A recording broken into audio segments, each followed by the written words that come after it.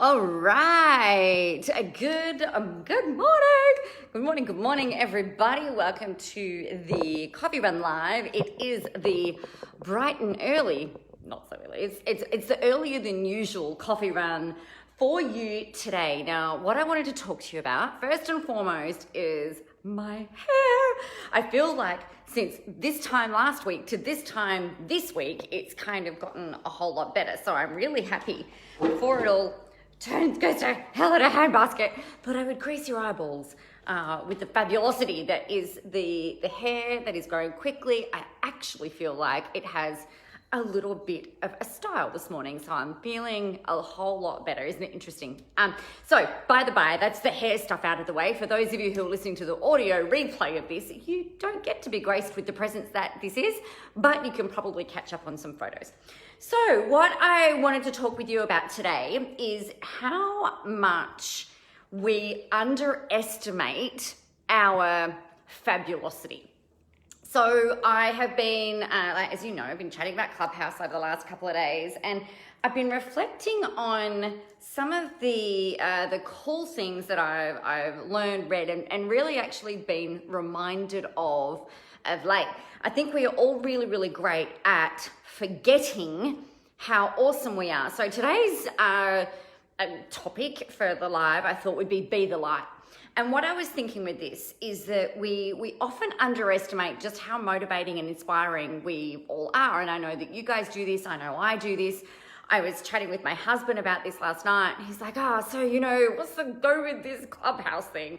And he's like, I don't understand it. I said, that's okay. You don't need to. But, I said, what's really fun about it has been a bit like what I was talking about yesterday, has been the external validation for me, particularly around, how powerful our words can be. I've had so many messages, and I'm so incredibly grateful to those of you who have taken the time to message me to let me know that you were a bit inspired and motivated and felt like you had a bit of a kick up the arse, actually, from what I've been talking about. But I think the thing that we underestimate is the power of our words. So most people that light's probably a little bit better, isn't it? Do you think? I reckon that's a bit better. And look, you can see the banner for Unpack Your Genius behind me. That was a bit of a shameless plug. Wow, okay. I'm glad I've done the dishes because they're all put away. That light's a bit better. Okay, I feel a little bit less in the dark, which is kind of funny because the topic of today's conversation is be the light. So a lot of people get stuck with what to say, right? And I think one of the biggest things that you can do for your audience is to go out on social media, on the platforms that you have, and we'll talk about platform security in a second, is to get out there and, hang on, oh my God, my cats are killing each other. Hey, enough.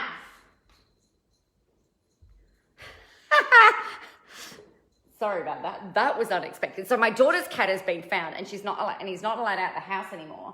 And my cat and her cat had a bit of a spat. Scared me. So, anywho, the thing that you can do is go out and inspire and motivate and talk to your audience. Now, I sometimes forget, and we're all really good because we all get caught up in our heads about what it is that we think is value. Right?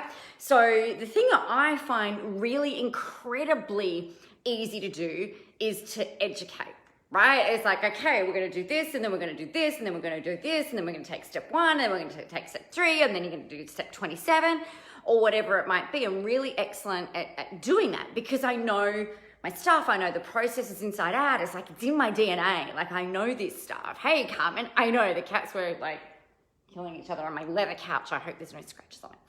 So the thing, however, that I had to really start to practice and learn and get a lot better at was this idea of not only delivering educational-based content, right? And, I know that sometimes, like most of the time, there's a bit of a crossover with how this all works, but everybody is not always wanting to hear the step 1, the step 2, the step 3, the step 4. Sometimes they just want to hear, hey, you are freaking amazing, right? You've got this, girlfriend. You've got this, you know, go on, man, you can do this. You know, you're amazing. You're a badass, whatever, you know, you've got this. And I think that I know for me personally that I've got to have people in my network that I can say, hey, can you please, some days, it's rare these days, but some days I'll go to them and I'm like, can you just remind me please that I'm actually good at what it is that I do? Because sometimes if we haven't had that external validation come through all the time, it can be hard, right? And so then what happens is we get caught up in our heads, and what I do personally is I tend to revert straight back to educate.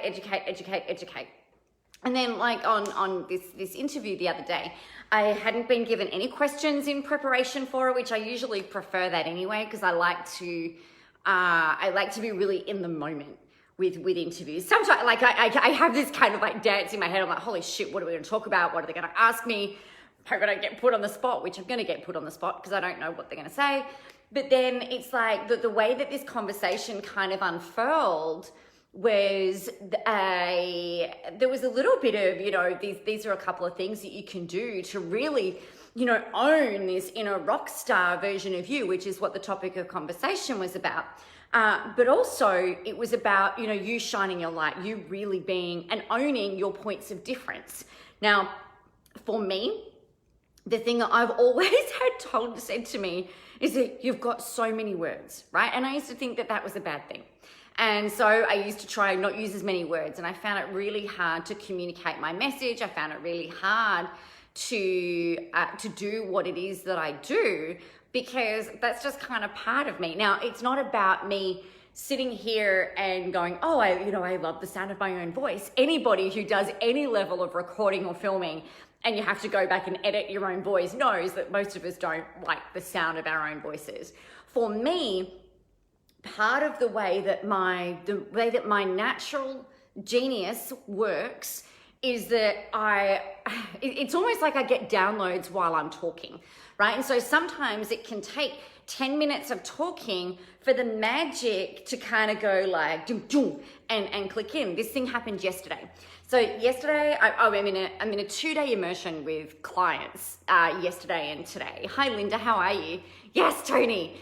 And it's been so much fun, and it's virtual because, you know, freaking COVID and restrictions and all of that boring conversation. But by the by, one of the cool things that happened yesterday is that I was chatting with a client. We're talking about some stuff that she's going to be able to do for her clients, and it's really it's going to be so much fun, and it's going to be so helpful, particularly for anyone who is single, women who are single, who are looking at, you know, really making sure that they can branch out into the world and find their ideal partner. You know, there's going to be some awesome stuff coming your way.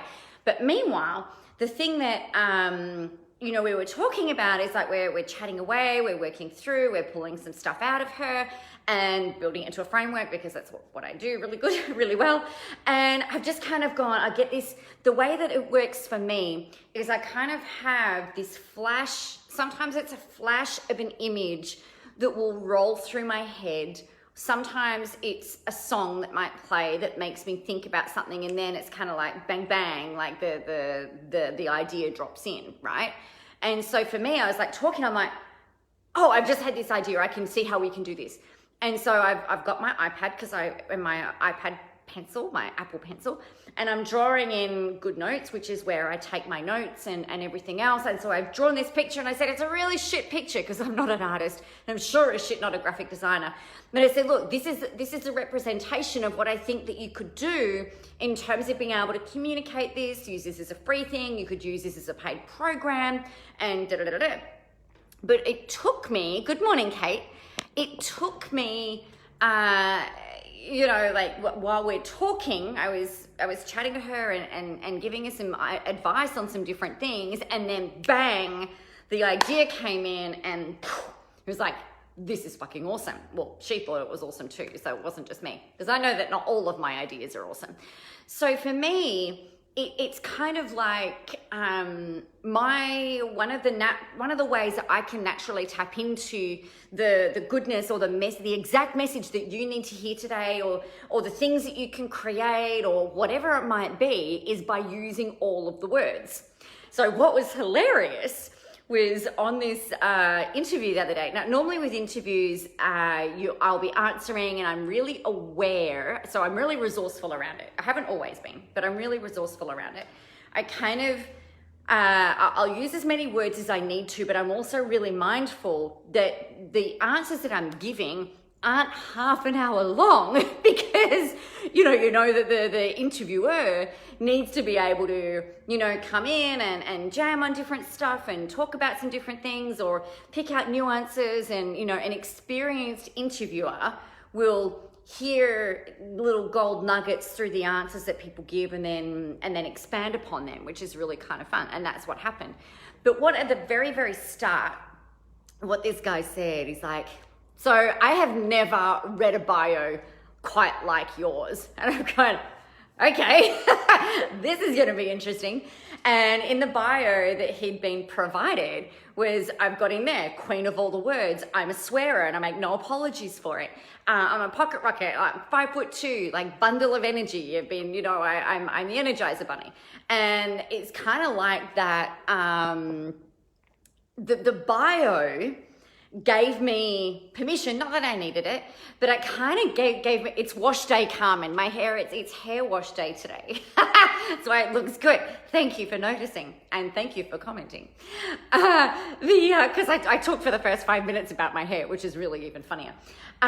So what was kind of curious and really interesting and really good for me, because I didn't know this guy, I didn't know the audience, and he's just kind of introduced me in the way that I am. And, I said, I have fun, I'm excited, I laugh a lot, this is all in my bio, right? And so he read all of that out. And so as we're going through the interview process, I was like, blah, blah, blah, blah, blah. Well, that's the short answer, because, I am queen of all the words. And so I was able to kind of, play upon these things that I used to think were bad. I used to think they were wrong. I used to think that there is no way that I could be me and use my hands to talk and, all of this other shit, because a professional person doesn't swear. A professional person doesn't have their tattoos out. A professional person doesn't use all of the words. A professional person is always very succinct with what it is that they say. Now, that was my belief, right? Particularly coming out of corporate for 12 years. It was like you do the thing that you need to do in the shortest amount of time, using the shortest amount of words, and just bang, bang, bang, bang, bang, go and get the job done.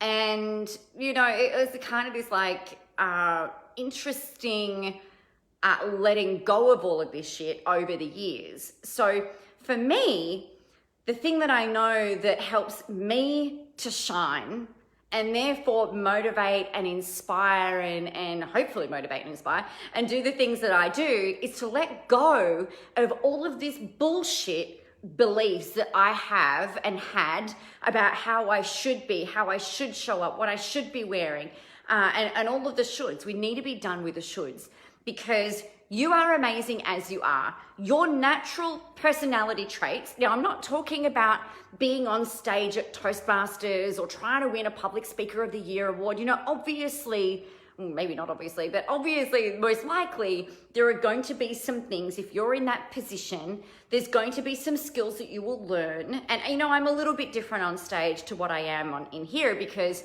usually on stage, you guys have got a very specific outcome. It's the same when I'm running programs. There's a very specific outcome that you need, and I'm absolutely hell-bent on making sure that you get that no matter what. And it's the same if you're at a seminar or something like that. I guess what I'm saying is that you need to be you and be the... This pisses me off because it's been overused in this industry, but really you need to be the authentic version of you, no matter whether it's all of the words or not many words, extroverted or introverted, use your hands or don't use your hands. Be the most natural version of you that you can possibly be when you're showing up online. And that is the thing, and actually anywhere, right? But that is the thing that your friends love about you. That is the thing that your peers love about you. It's the things that your hot, cold clients, the people you will love working with, those people love these things about you. You know, it was funny because this client I was talking to yesterday, she said, oh my God, Nicola, there's like so many exclamation marks. You know, I'm an overuser of exclamation marks. And I'm like, yep, I know. And she said, I shared something with somebody that you wrote and there's like all these exclamation marks and they commented. And she goes, you know, I was just like, yeah, whatever. And I said, yeah, I used to be really worried about that. I used to be really worried about spelling mistakes. I used to be really worried about losing my words or running out of things to say. I mean, that's ridiculous. Never ever going to run out of things to say. But I suppose the point I'm making here is that there is always going to be somebody out there that thinks that you're wrong, that thinks that you're too serious, that you're too fun, that you're too, I've been called a bimbo, I've been called all types of things. You know, the thing that I would hate people to think is that they thought that I didn't have any substance, right? I would hate that because I'm not, I know that I do have substance, I have depth. And I hope that all of the things that I put out there really show that. You know, I work to make sure that is demonstrated. But you know what, if somebody thinks that I'm a floozy or that I'm a bimbo or that I'm an airhead or that I can't be taken seriously because I use, you know, my branding in the way that I do, then you know what, they're never going to buy from me anyway. And it doesn't really matter. Their opinion doesn't really matter. My business is not going to be successful because one person thinks I'm a dickhead. My business is not going to not be successful because people think that I shouldn't swear. My business is not going to be impacted by the people who have an opinion that, you know, we can't lose sleep over this stuff, right? There's always going to be trolls out there. There's always going to be people who will give you feedback. But really, the best thing that you can do in order to stand out, to cut through the noise, to really connect and capture your audience that you want to work with is you've just got to be you, right? So be the light. I remember at an event with Joe and John, so my best friend Joe, we both shaved our heads in July last year. She was going through chemo. And I remember an event, she's always often crewed at my events. And one of the things that happened one morning, we shared an apartment. My parents were in one bedroom. Joe and John were in another bedroom and I was in another bedroom. It was for Spy School in 2018. And I've come out of my room and I'm just like, this little light of mine, I'm gonna let it shine. And I've just got like, we sang that song in high school, like I went to an Anglican school, so we sang songs like that all the time. I was brought up going to church, so we sang songs like that at church, and it was just like, this is the thing, you guys. Let your light shine. And the beautiful thing about this is that when you give yourself permission to do this for you, you give other people permission to do it for them. And I think we all really need to embrace that. We all really need to embrace our differences and use them to our advantage. But the best thing you can ever do, the best strategy, the best marketing hack is for you to be you and show up in that way. So on that note, I'm going to go and hit go in about 3 minutes on the Zoom meeting so that I can go and hang out with my amazing Rebel Squad clients. Have a really kick-ass, awesome, and fabulous day. Get out there, go help some people, have a whole ton of fun doing it. Remember, the world is ready for your brand of awesome. And let me just very quickly, while we're live, we have got, if you're not in Unpack Your Genius yet, then you should be. I think everybody should be in this program, and if you're not in it, I don't understand why, unless you and I have had a conversation about it and whatever else. But get your butts in here. This is about unpacking the beautiful genius out of your head, getting it into a structure that you can use that helps you to shine, helps you to help a bunch of people all around the world and really create the impact that you're here to do. So if you've got any questions about that, make sure you let me know. The link is in the comments. If you're listening on audio, then you'll see it in the show notes. You guys are absolutely amazing. Thanks for being here this morning. Have a really awesome and fabulous day. Most of all, I want to leave you with this today. The world is ready for your brand of awesome. Get out there and go kick some ass.